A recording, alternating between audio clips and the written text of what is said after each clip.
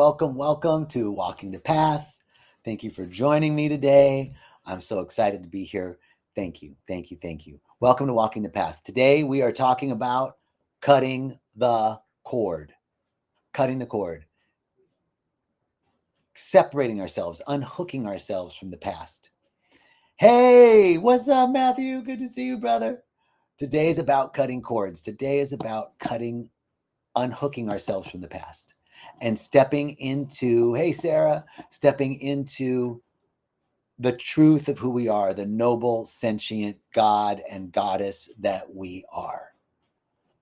Now, before I talk about cutting cords, hey, Julie, welcome. Before I talk about cutting the cord, before I talk about the noble, sentient being that you are, I got to tell you a little bit about rythmia. This week, I've been teaching at rythmia. The Answer Is You, which is Reverend Michael Bernard Beckwith's class. And it's just so amazing. And this place where people come, like if you are thinking about ayahuasca for the first time, if you have been doing ayahuasca and haven't had the results that you want, you got to come to rythmia. This place has it dialed in terms of providing everything that you need for the transformational experience that you're looking for with ayahuasca. So if you are on the YouTube or Facebook platform, there's a number on the screen. If you are on the Instagram platform, go to rythmia.com and check it out. And if you have any questions, you can always DM me. I'm happy to answer any questions that you have about rythmia. Okay, now cutting the cord. Here we go. Here's the deal. We create attachments to things in our life. And the attachments that we create are based on love from our heart, sex, or past lives, right? We're creating an attachment because we love someone or there's some special connection. We create an attachment when we have sex with people, and we create an attachment, or it could be an attachment created from a past life. Hey, Ryan, what's up, brother? Good to see you. So we create these emotional cords, these emotional attachments to people and to situations. And these emotional attachments can cloud our vision, can cloud our judgment. And there's something that we need to get out of the way if we're going to advance in our lives. There's something we need to cut and move on. I just had a client, she just left, and we did a cord cutting process. There was a situation that happened in her life, had to do with the school that her child was going to. And they were misdiagnosing her child. And all of this stuff was coming up around her child being the problem and the issue. And all the other kids at school were sort of ganging up on her kid. And she was the sole parent fighting against it. And the school counselor didn't support her. The principal didn't support her. Finally, she removed her kid from the school. And when she went to the new school, the child is perfect.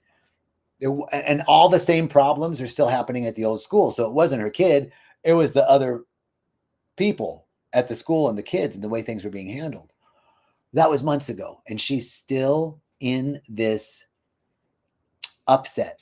Like someone from the school reached out and it triggers her, right? Have you had situations like that where something traumatic happened in your life that caused you some suffering, caused you some pain, and you kind of, it diminishes, but it's still always there. It still pisses you off. It still triggers something in you when you see that person or you hear that name or something associated with that place and it gets triggered, right? That's what we're talking about. That's an emotional cord. If you are trying to forgive someone and you think you've forgiven them, but every time you see their name or hear about them, you kind of, something happens, there's an emotional cord to be cut. There's some work that we get to do to detach ourselves from these emotional cords, which cloud our vision and keep us from realizing our greatest potential. And we're never going to realize that if we're still putting our energy into something that isn't serving us. So cutting these cords is a huge process. So there's a couple ways to do this. think of something in your life. Think of something in your life that is bothering you, holding you back, a situation, a person. It could be from childhood. It could be from last week. It could be a situation at work. It could be a situation in your family. Something is pissing you off. Something is um, aggravating you, gets under your skin, pushes your buttons, triggers you, whatever you want to use. That thing, let's bring it into our awareness now. And let's realize, what are you trying to get from the situation? What do you really want? What do you want from this situation? You want people to understand you? You want people to apologize to you? You want people to say you were right? You want people to just acknowledge that something shitty happened? Whatever it is that you want to get out of the situation, let's just start right here and now and acknowledge you're not going to get it. We're not going to get the satisfaction that we want. This is one of the biggest psychological pieces for healing trauma, is that the thing that we want, like, I can't control it. I can't change it. So I just have to accept it, even accepting it as unacceptable. I can accept, that was one of my mom's favorite sayings, accept the unacceptable as unacceptable and go on your way. Accept the unacceptable as unacceptable and go on your way. We're not going to get the closure that we want. We're not going to get the apology that we want. We're not going to get them to realize our position, to hear us the way we want to be heard. We're not going to be seen the way we want to be seen out of that situation. It is fruitless. So let's just admit that we ain't going to get what we want. Let's start there. And that you're never going to get it. So it's time to move on. It's time to cut the fucking cord, right? It's time to cut the cord, baby. There's a way that we can do this that's a little more ceremonial. But the primary recognition is that we're no longer a victim. The situation might have been wrong. What they said might have been screwed up. What they did might have been 100% wrong. You're never going to get satisfaction out of it. And by continuing to let myself be hooked by it, right? By continuing to get hooked by it every time, I'm giving my power away to those very people, to that very situation.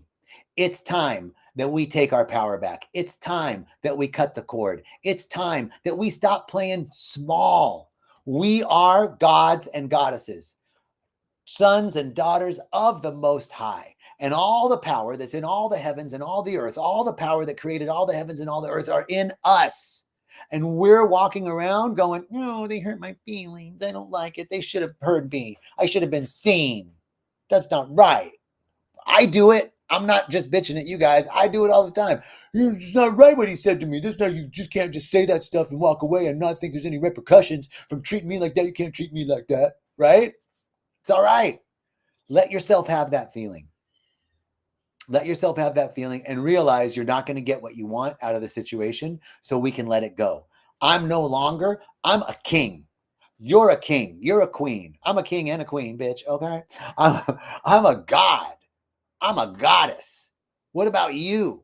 Are you going to let some little situation take your energy? I'm done letting situations take my energy. I'm done letting other people take my energy. I am, hey, luminiferous soul. How are you? Tell me who you are. I don't remember who luminiferous soul is. I'm done giving up my power. I'm done diminishing myself, letting myself be diminished because I'm letting a situation or circumstance take my, hey, Anna. Oh, yeah. Hey, Anna. Sarah, I needed this too, right, girl? I need it. Right? I'm done giving my power away. I'm a noble king, and you're a noble king and queen. I'm not fucking around with any of this bullshit anymore. I am taking my power back. I am cutting the cord. I am no longer allowing myself to give my power away by being triggered by a situation. Not that the situation was right or wrong. None of that matters. It's just I'm cutting the cord. Dalton, I love you, brother. I'm cutting the cord now. I'm cutting that cord. This is my new dance move. What's up? I'm cutting the cord. That's right, Sarah. Pull out that scissors.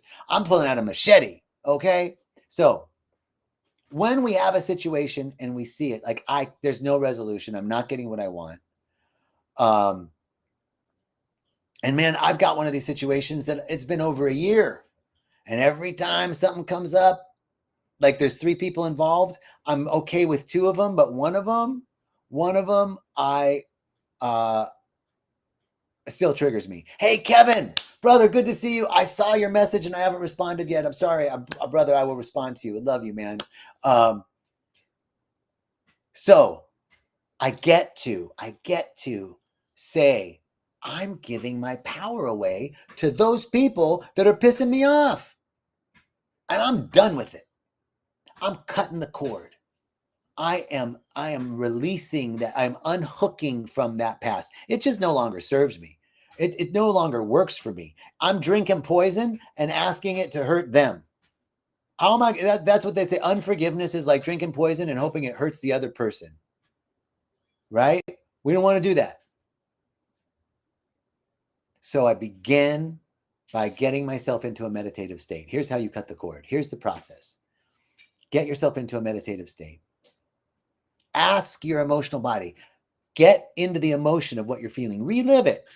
Not so much in words, but in the feeling of it. Feel it. Feel this situation that's bothering you so much. And then ask your emotional body, what do I need? What do I need to fully release this situation? What do I need to do to fully cut the cord?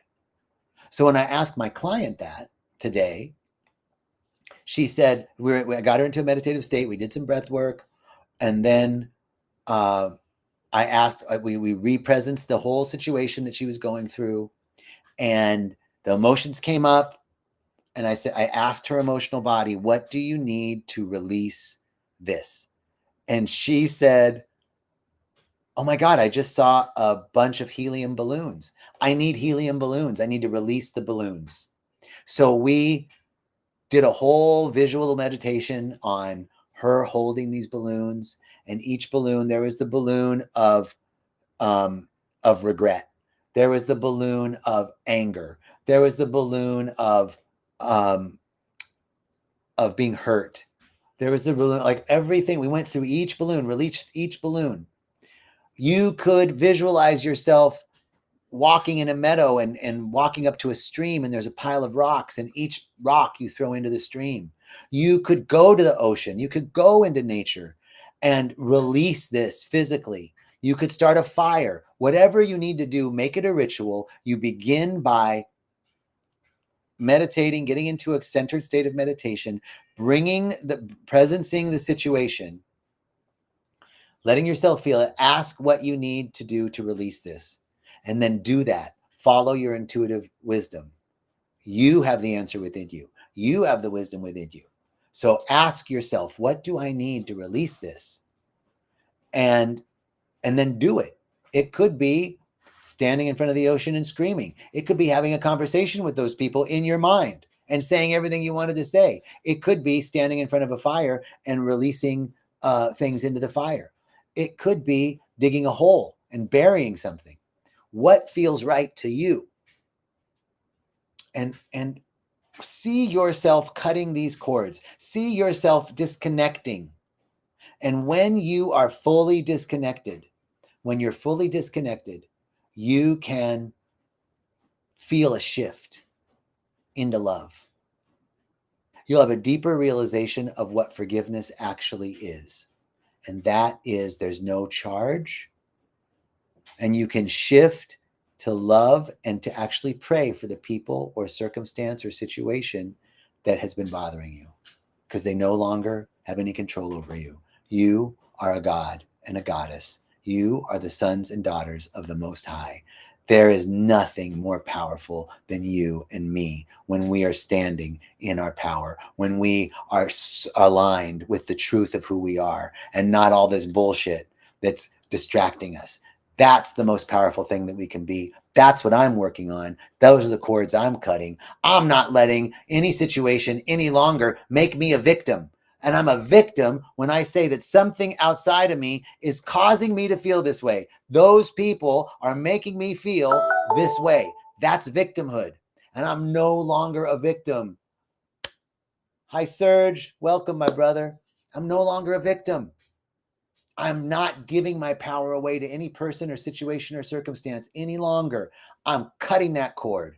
I'm the king. I'm the queen. I'm the noble sentient being who the lions and tigers in the jungle, they fear me because I am the thing itself. You are the thing itself. You are one with God, one with source, one with life, one with all the power that there ever was. It's all in you. It's all in me. Do you know that there are trillions of cells in our body, and in each cell there's a little teeny electrical charge, 0.01%, 0.01 volt. If you multiply 0.01 volts times the trillions and trillions of cells that are in our body, we actually have more electricity in our body than a lightning bolt in a thunderstorm. That's true. That's from a book called A Short History of Nearly Everything by Bill. Oh man, I just forgot his name. Really good book. That's a scientific fact that we have as much electricity in our body right now that would power a thunderbolt, a lightning bolt. We are powerful. And the only reason I'm not frying the seat right now is because all those little transactions are happening on a micro level. They're small. I got a little itch. Okay, there we go. They're small transactions. So that's why we're not burning the seat when we sit down. But if you added all those cells up, man, we're a thunderbolt. We're a lightning bolt. That's who you are. Nothing stands in the way of a lightning bolt. Lightning bolt. That's right, Bruce. I love it. I'm going to put this up. Bruce just sent this lightning bolt. I am. That's right, baby. That's right. So we're cutting the cord. We are no longer giving our power away. We have a process to do it. And this is where we get to also rely on spirit. It's not just about spiritual advisors, which are important, right? But any good spiritual advisor should be getting you to get in touch with spirit within you so that you get the direction that you need. So if you want to be recalibrated so that you know your own power, you can reach out to me. That's what I do. And I'm doing that for me right now. I'm doing that for me all the time. I got to recalibrate myself to spirit so I know the truth of who I am. And the truth of who I am is more powerful than anything out there. That's the truth of who you are. More powerful than any situation, more powerful than any circumstance, more powerful than any person that could detain, deter, detract, diminish you in any way, in any other that's out there. You, me, we are the thing itself. I am that which thou art. Thou art that which I am. Now, what are we going to do? Who are we going to be? Walk in your nobility. Walk upright. That you are the son and daughter of the Most High. All the power that created all the heavens and the earth within me. Lightning bolt power, baby. And then cut the cord. All right. That's our Facebook Live, Instagram Live, YouTube Live for now. I'm so grateful and so thankful. So grateful and so thankful. So grateful and so thankful. I'm knowing that our cords are cut with ease and grace, that we step into more fully the truth of who we are by becoming less of what we're not, all the things that we're not. We release this into the law, knowing that it's already done. Ryan, I love you too. Thank you, Ryan. Great job on the book, brother. Ryan's got an amazing book out there called The Great Gay Book. Check it out. Love you, Matt. Love you guys. Thank you, Dalton. Peace, richest blessings, and we'll see you soon.